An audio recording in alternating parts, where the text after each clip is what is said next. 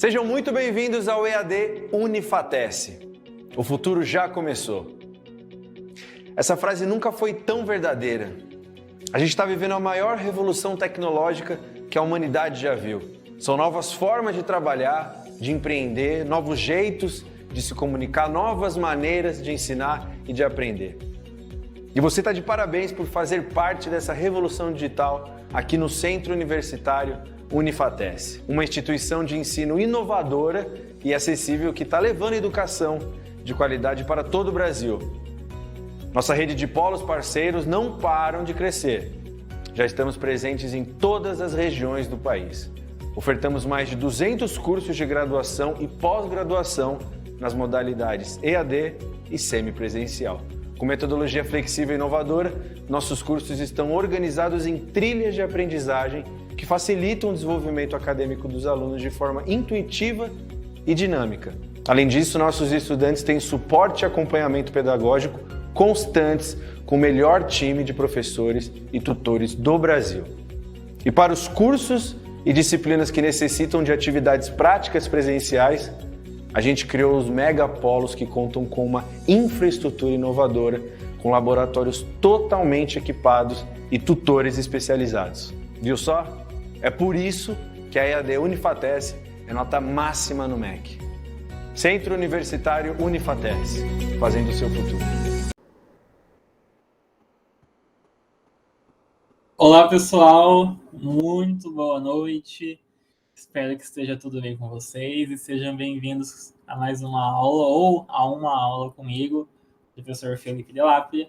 E aqui a gente vai tratar de uma aula extra da disciplina de tratamentos térmicos e termoquímicos. E se tratando de tratamentos térmicos, é sobre isso que falaremos nessa aula hoje.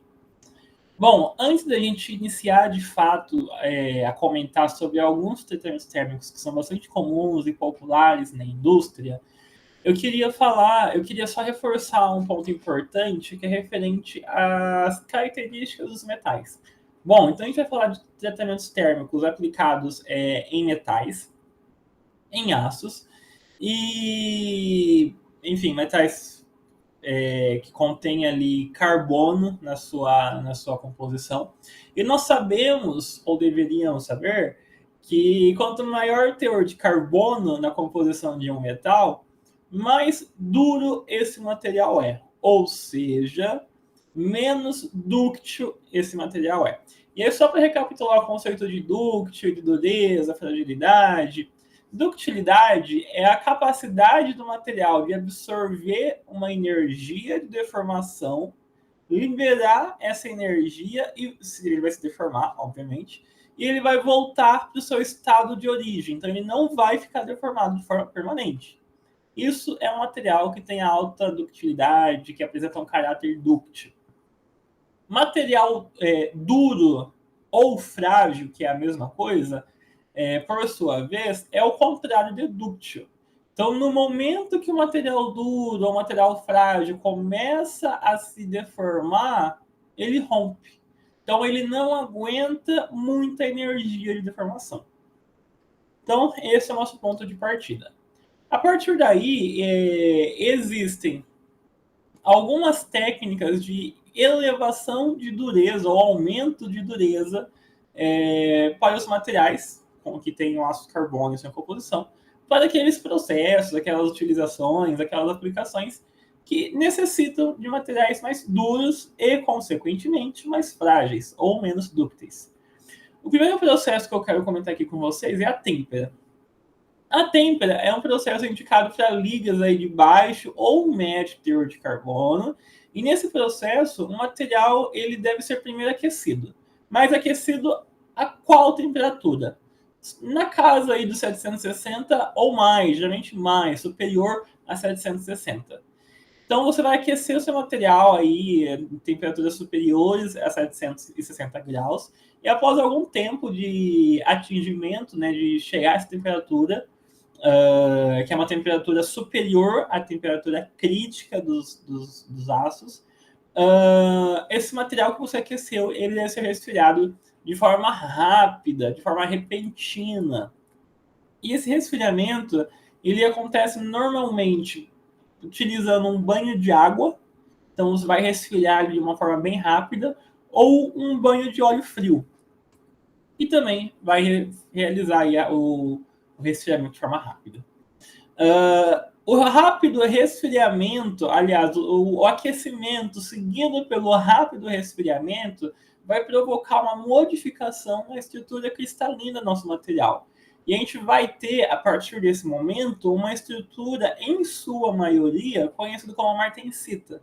Essa estrutura possui características de ser extremamente duro, então seu material passa a ficar extremamente duro. Como desvantagem, naturalmente, uma vez que eu tenho um material muito duro, eu também tenho um material muito frágil. Então, um material que aguenta pouca ou nenhuma deformação. Então, o processo de têmpera é um processo que, naturalmente, a gente acaba abrindo mão do caráter de ductilidade dos materiais. Um segundo processo que eu quero comentar aqui com vocês é o revenimento. E o revenimento, para muitos, é uma continuação, ou pode ser entendido como uma continuação do processo de têmpera. Por quê? Porque você vai fazer o mesmo processo. Você vai aquecer, você vai resfriar, vai aquecer acima de 760 graus Celsius, igual a etapa anterior. Você vai resfriar de uma forma rápida, com água, com óleo, igual na etapa anterior. Só que aqui no revenimento, depois de fazer tudo isso, você vai aquecer o seu material de novo. Só que desta vez em uma temperatura abaixo da temperatura crítica. Então é uma temperatura que fica ali na casa entre os 200 a 700 graus Celsius. O banho de calor deve durar por um tempo considerável e o resfriamento não deve ser no líquido. Esse resfriamento no revenimento, esse último resfriamento no revenimento, é um resfriamento lento. Então você vai tirar a sua peça do forno e vai deixar no ar, aberto ali no meio ambiente, e ele vai resfriando aos poucos. Esse processo de revenimento, aquela martensita, aquele grão martensítico que nós havíamos obtido na têmpera, vai sofrer uma alteração e ele passa a ser, ou ele se torna uma ferrita ou cementita. Essa mudança de estrutura cristalina traz como consequência, ou traz como resultado, uma redução da resistência. Ou seja, ele torna um material menos duro, ele recupera um pouco o caráter dúctil que nós tínhamos no material. Nós temos ainda o recozimento. O recozimento é um processo bastante semelhante ao processo da têmpera que nós já vimos no primeiro processo discutido, uma vez que a peça deve ser aquecida a uma temperatura acima da temperatura crítica, ou seja, acima dos 760 graus Celsius, porém ele não sofre um resfriamento rápido, ao contrário da têmpera. Nesse caso, no recozimento, o resfriamento após o aquecimento deve ser um resfriamento lento, à temperatura ambiente. Como resultado, a gente vai ter a possibilidade de restaurar as propriedades mecânicas do nosso material. O processo de recozimento ele pode ser utilizado para peças que precisam ter suas tensões ou suas deformações residuais aliviadas. Então, aquelas tensões que são provenientes de força, de algum tipo de aplicação, de algum tipo de processo de fabricação, martelamento, soldagem, etc. A gente pode ter essas tensões residuais aliviadas pelo recozimento. Então, de forma geral, o recozimento traz de volta o estado mole do aço, né? O estado dúctil do aço. E a título de curiosidade ou a título informativo, eu trago esse gráfico para vocês observarem e compararem a questão de ductilidade ou de fragilidade dos materiais que sofreram esses três processos já ditos. Então, a têmpera é um processo que deixa o nosso material extremamente duro.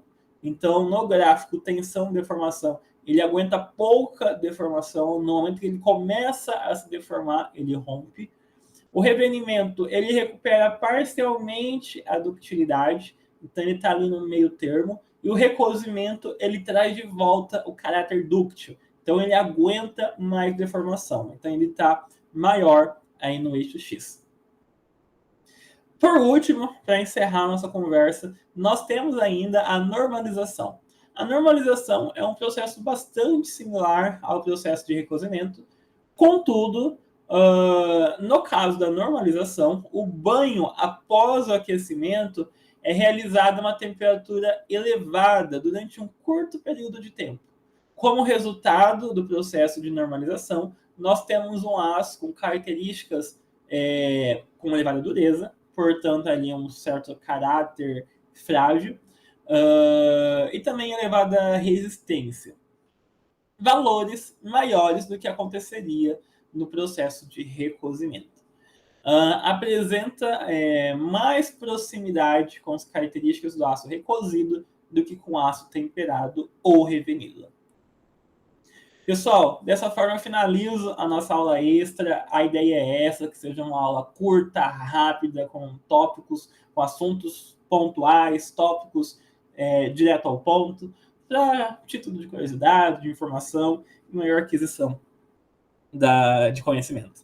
Muito obrigado e até a próxima.